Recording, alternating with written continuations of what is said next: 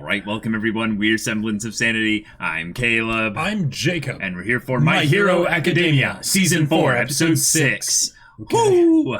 All right, Kirishima, you're Yep. unbreakable, and now That's we've got right. some serious drug problems in the MHA world right now. No one is harder than you, Kirishima. Mhm. We were wrong to doubt you.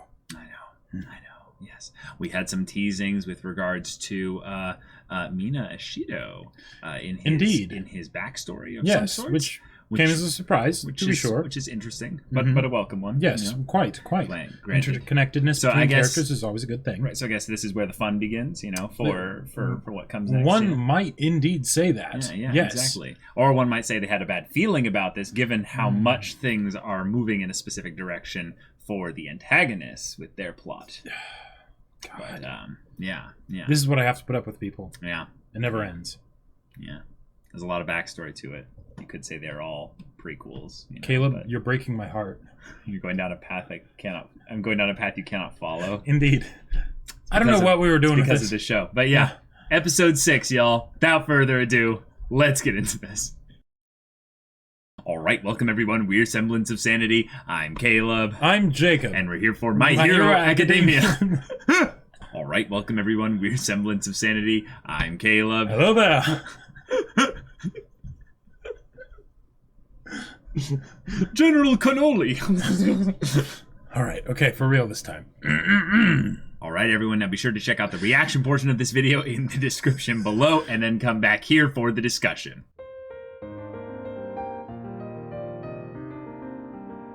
Holy exposition, Batman. Yeah, this was forget Council of Aizawa. This was Council of Night Eye. Council of Night Eye and wow, directing things. Yeah, and we Batmaning this up. We going investigation, expedition groups all out there everywhere. Now, obviously, it's going to be like one of the locations where our main characters will be, able to be involved in some way. Probably, but not necessarily. Well, although most likely, considering that they already ran into Aerie, so yeah.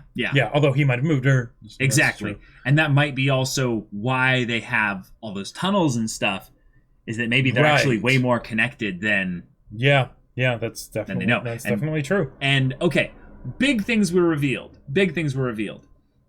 We know a little bit more about specifically the Hasakai, the organization that they're part of. They're a big one, but it is one where obviously Chisaki or Overhaul he's one member of the organization and stuff as well. He's the head of the organization, but he's not necessarily the one that distributed all the different drugs that are out there, because that's a much bigger market. But the thing is, he definitely has his finger in this pie. Right. So yeah. So his big thing here is that he sees everything as filthy and dirty and disgusting and all that kind of stuff. And he's got his plague mask kind of iconic look. So he definitely sees everything as probably being in need of a cure. And now that we know that his quirk is very much alchemy, deconstruction and reconstruction. Straight up. Awesome. That's a terrifying quirk to be in the world of MHA. Oh, yeah. Because we don't know what the limits of that are yet. Right. We don't know how crazy that goes. And given that they literally have a plot device in this season that is about breaking the limits of said quirks. Yeah. That's pretty terrifying. Yep. Especially since alchemy is basically god powers. So there's that. Then we have the horrifying emotional crux of this, which is what he's doing to Aerie. Right. And they made a little bit of assumptions and logical leaps, so we don't have to take this 100% at face value. But given how much they focused on it, I would assume that within like 99% probability they're accurate in this. They had blood and stuff in the bullet, so they know that at least it's a part of a person. Yes. And they saw her getting chased specifically by Overhaul, and that the bandages on her arms. Yep. Makes it pretty straightforward. Right. The question is just like, I guess, more of the how. Yeah. Like how much of this is related to his quirk versus how much like her physical body is involved on a like a quirk level or a just a cellular level. I think what it is that it's that in the same way that like Bakugo got like the combination of his two parents' quirks. Yes. I think that Eri got one half of Overhaul's quirk. And she got the destroy. She got the breakdown. The deconstruction, right? Gotcha. So he just through whether his quirk being used on her or just a nature of however it works. Maybe her quirk specifically just breaks down quirks, right? And that's just how it works, right? And then he's just making sure that it's able to be distributed. Right. Right. Yeah. My thing where I think that they left things up in the air, and that's where I think it's the good thing is that it's horrifying we don't know what process it goes through in order for him to do that. Yeah. So there's levels there, and they go from to horrifyingly nasty. So that's just what I meant. Is more that we don't know the details. Right. We know the gist and the broad strokes that leave us to know that she is, and we have a little bit of third person omniscient knowledge where we know that she is the crux of his plan. And in a lot of ways, I don't want us to get any more information, really. Yeah, because by having or little information about the details, it is mysterious, so it makes it scarier. Yeah. And two, the idea that it's not about the details. It's not about the details of actually how he does it to her. We know that it's something that is bad, and she is very scared, right? And she's traumatized. She's traumatized by it. Yep, absolutely. That's all we need to know. We don't need to know exactly what it was that brought about this state, right? But that he's doing something along these lines, and it's having this effect. This needs to stop. Yeah. Right. So we've got our assembly of heroes, and I like also that this wasn't you are all going to be in the siege. Yeah, it's no. If anything, no. We have a lot of investigating still to do. This is just after 2 weeks of work. What'll we be able to do if we extend this out beyond just our own agency, and we work with a bunch of heroes on the groundwork of things? Like, I love that they're bringing in characters like Aizawa. I love that they're bringing in characters that they'll never give us the name of because they're local heroes that just need to be there on the ground, just being eyes and ears. Yep. That's really good to know that the hero society is so big that they can just be like, oh yeah, all these regions, we have local heroes on the multiple for every single one of those regions that we can just have be there, that they'll call it in whenever they see anything that's worthwhile. Yep. Brilliant. And I love that they also, they brought up the whole idea of, hey, Nada, if you've got this quirk, couldn't you just, use it on us, on all of us, and then that way we wouldn't even have to do a lot of these things, Right. You could make it a lot safer that way. But he has a cooldown period. But he has a cooldown period once per day. It's like, okay, cool. That's another thing that makes it so that he can't just be constantly doing it. Because again, anytime you muck with time, even if it's just observing time, even if you go for the faded route where you can't change anything, muckery with time is busted and complicated and should be very the more limitations very gingerly in the plot. The more limitations the better. Which makes it even more fitting that the fact that he worked with All Might because I'm looking out for one person. It keeps it very simple and it lends towards him having in some ways a unique view into that person's life that is one that he's not necessarily wanting to have with everyone. Is one where it requires maybe a little bit more intimacy. Sure. Because while it's definitely a thing of where it's just an hour, it's not like the whole day,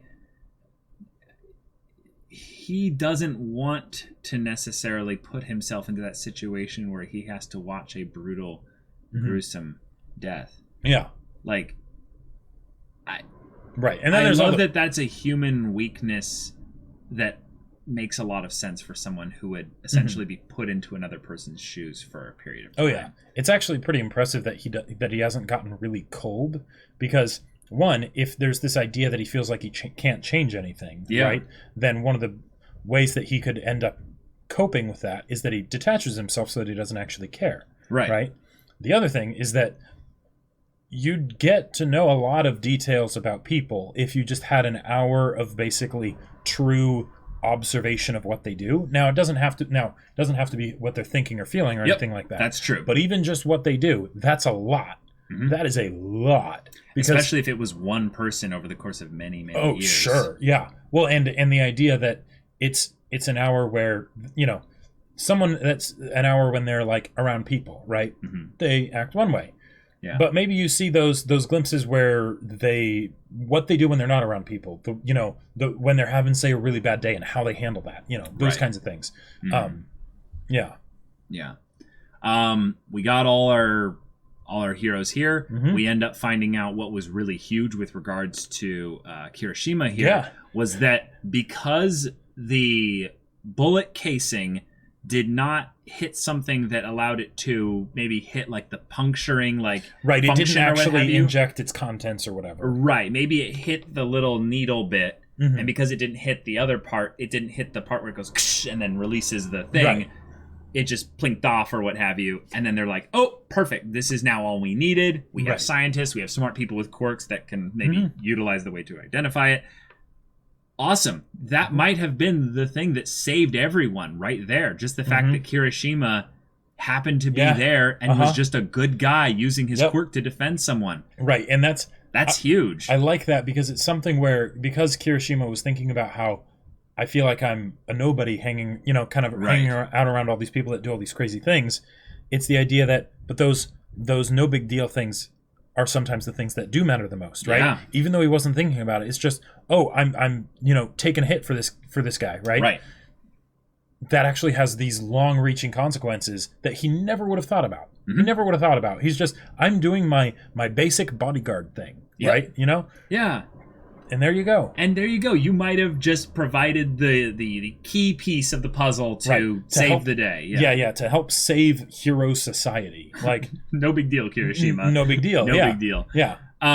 We've got that ominous feeling of the kids being in the same room and treated as equals, somewhat. There was a little bit of a, hey, what are all these UA kids doing here? It's going to take forever to get to the actual plan. Right. It's like, yeah, I understand why you're saying that. They are interjecting and, slowing things down. Right. And did the girls have anything to add? No, but that's fine.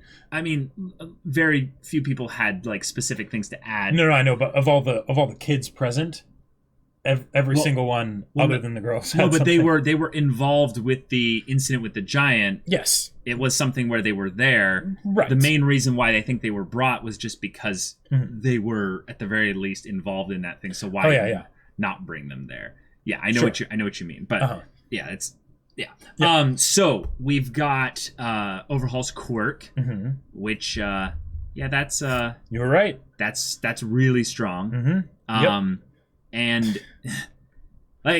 can we just talk about how the whole Full Metal Alchemist Brotherhood storyline, like all the characters in there were terrified of someone that just had deconstruction. Yep. Like just someone that just had bad touch. And in many ways, they still are afraid of the person that has bad touch. Except it's what someone else is using that person for. And the fact that they're again having the issue of experimenting on the daughter in order to cause some effect that will bring about unprecedented change in society as a whole. And again, and because this is My Hero Academia and the show just knows how to do this, right?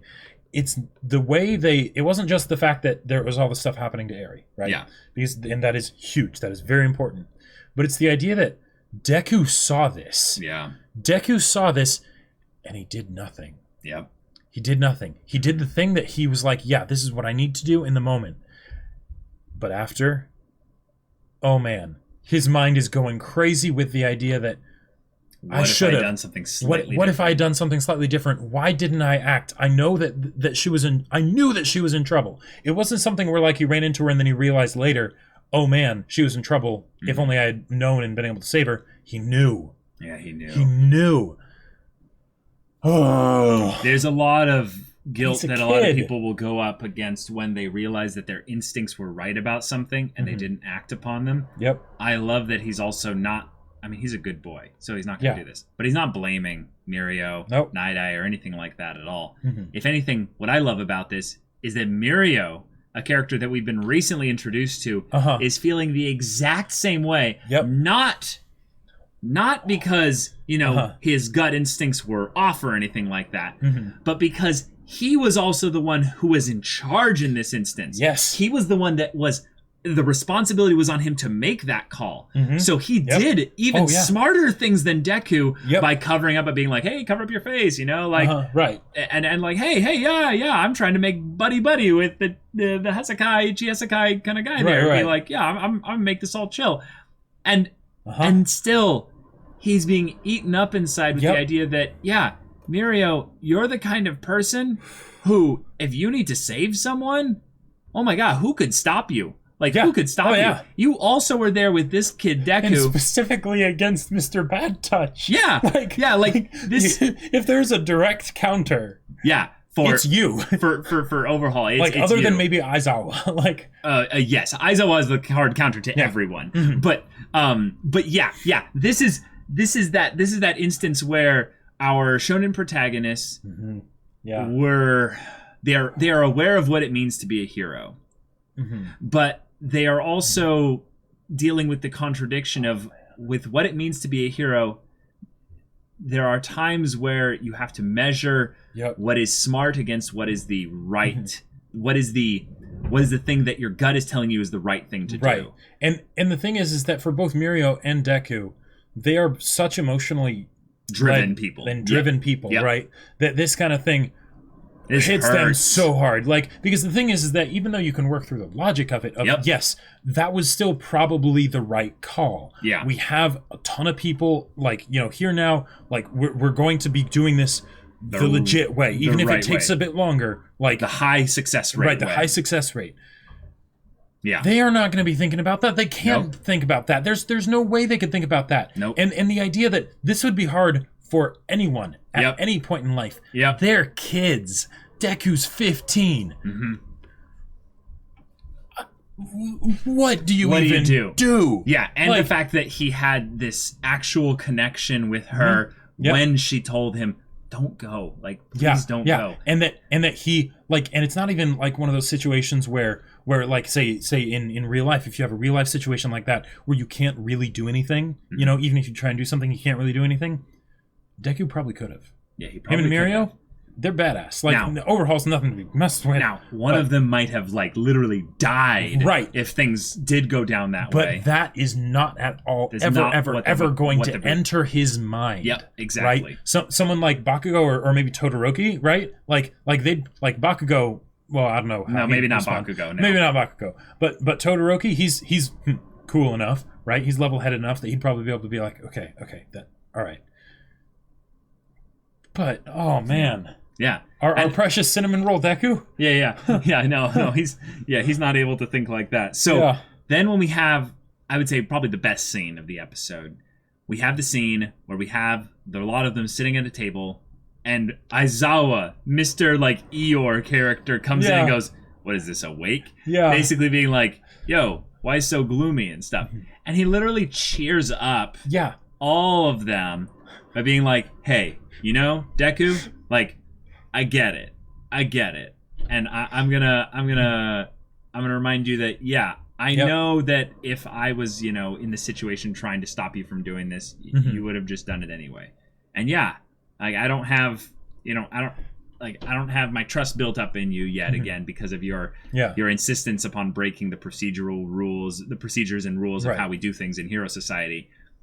But hey, I'm gonna partner up with you in this so that you can do things the right way and kind of cover for your bases. Right. It's going to be okay, kind of a thing. Well, right, but there's a mechanical thing to this that is really cool. Instead of trying to force Deku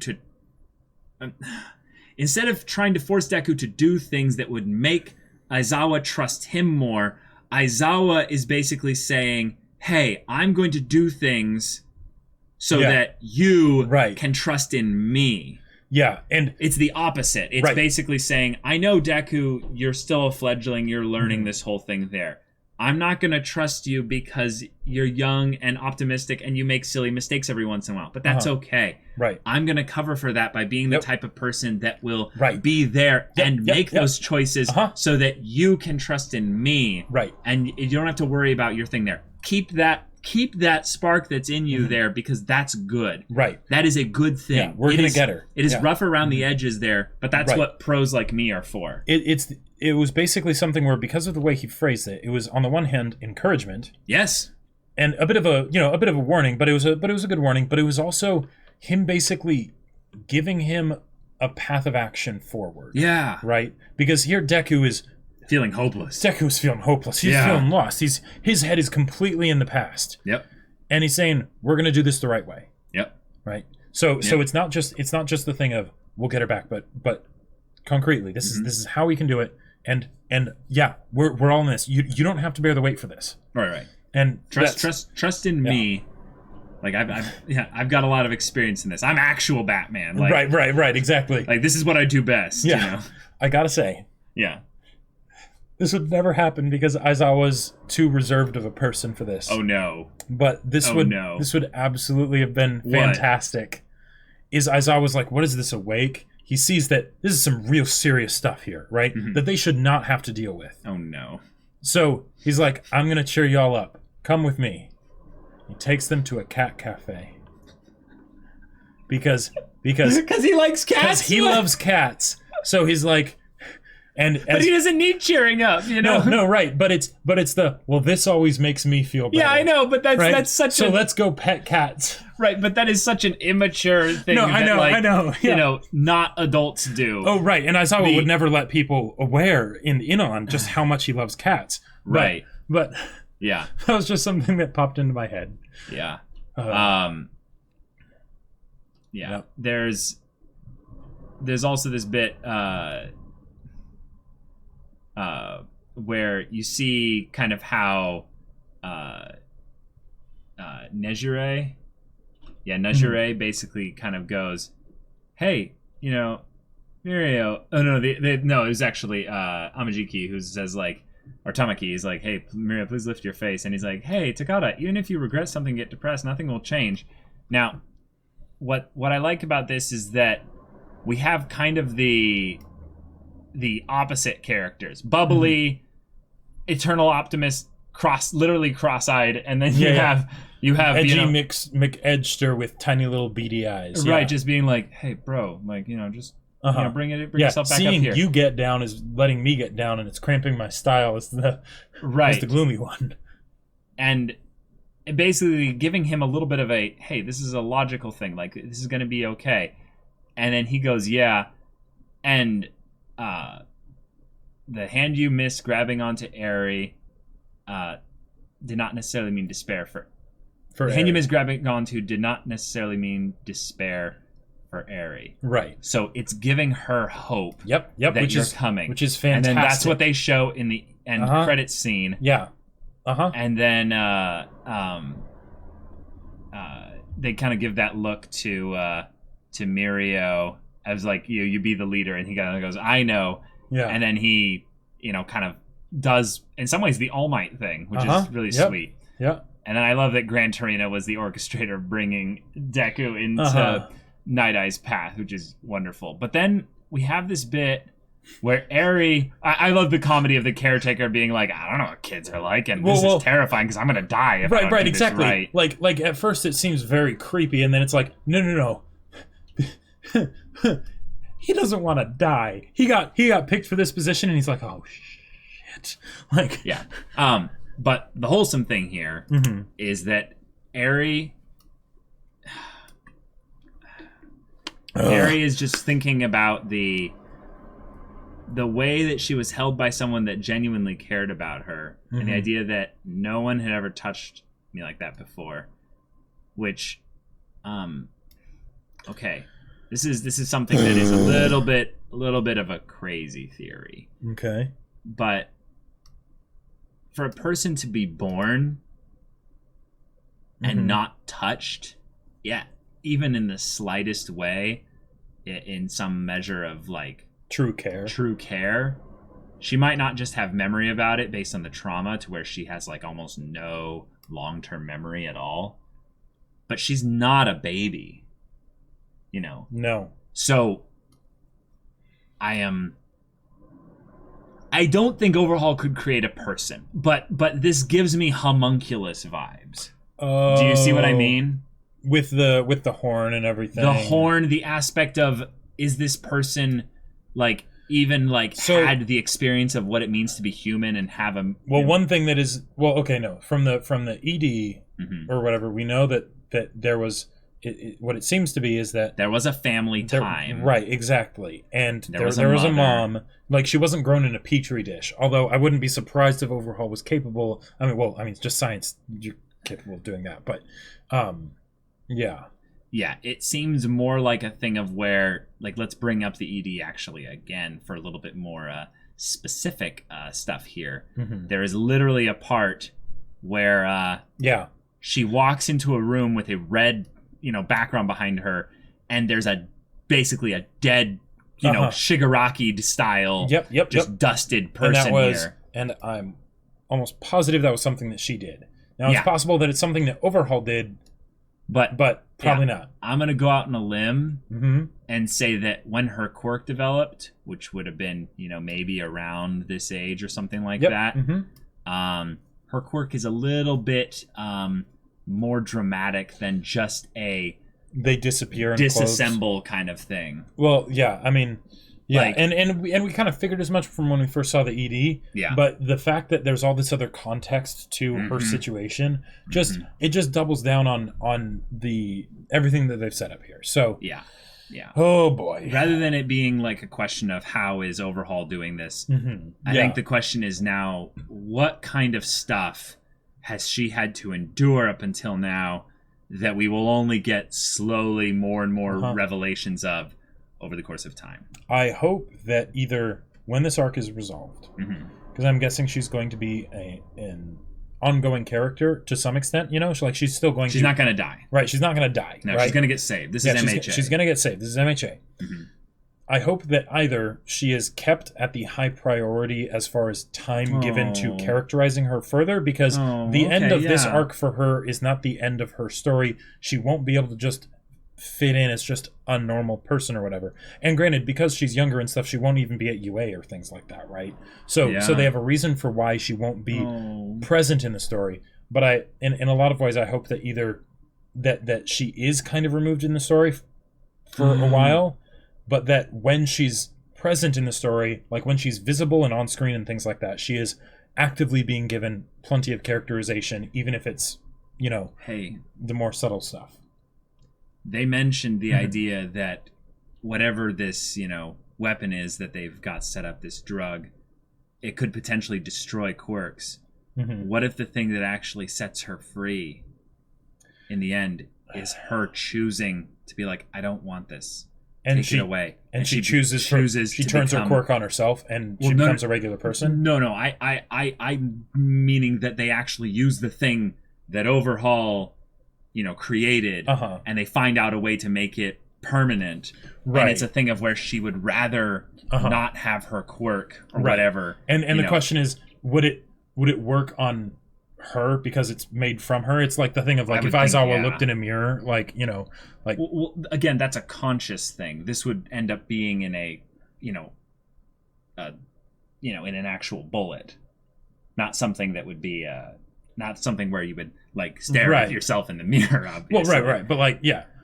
But would it have an effect on her, kind of a thing? Yeah, I would say almost definitely, yeah, because it's probably not just her cells and quirk and what have you.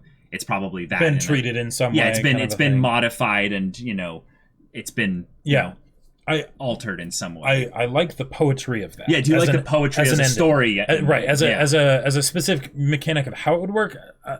Okay, yeah. But I love the idea of her basically. Okay, you like the idea. Yeah. Now. Yeah. Okay. But yeah, that's a terrifying thing. We now have another potential problem in the works where we could have someone be killed. This is very much bringing up vibes of Legend of Korra, where you had people that could have dramatic ends to their work as a hero, but not necessarily die. Well, just like All Might in a lot of ways. Because All Might is a great example. All Might is the paragon of that, right? He's still around. Yes. But the symbol of peace is essentially gone. Yeah. And that had some extra bit because there was also a form that All Might would take up that had that kind of branding and what have you. Yeah. But the thing of having a character being able to be removed from the story without actually killing them. Yep. Or being maybe downgraded in the story. That's something that's very terrifying, because then you could do that to one of our students. Yep, you're right. You don't have to worry about the problem of killing kids in this show, because you just take away their quirk. Yeah. One thing I want to say, though, once all this is over, Eri needs to get some inner healing. She needs that. So I hope that's set up, even if it's something where it's just to be done off screen kind of a thing. Yeah. I hope that's really addressed, because Okay, lots of stuff to think about, and now we'll be seeing how this new information that we've got applies to the rest of the story as we move forward. So y'all, thank you so much for watching this episode's reaction and discussion. It's a lot of stuff to take in. Yes. And if you want to see full-length versions of this reaction, timer and stuff like that, and also get into the discussion side of things, check out the link in the description below for our Patreon. Watch full-length reactions there. Any level of support, though, gets you access to our Discord, where you can chat with us and the community there about MHA, stories in general, anime, or what have you. Like Jacob's story that he wrote, his book. Indeed. Pretty awesome. Indeed. It is pretty awesome, and it is a story, and it is a book. It's called Battle Lines. It's a sci-fi novel. It's pretty awesome, and it's available in hardcover and ebook on Amazon. Link in the description. There you go. Yeah, so if any of that interests you, we'll see you there. But until then, we're Semblance of Sanity. I'm Caleb. I'm Jacob. And we'll see you all next time.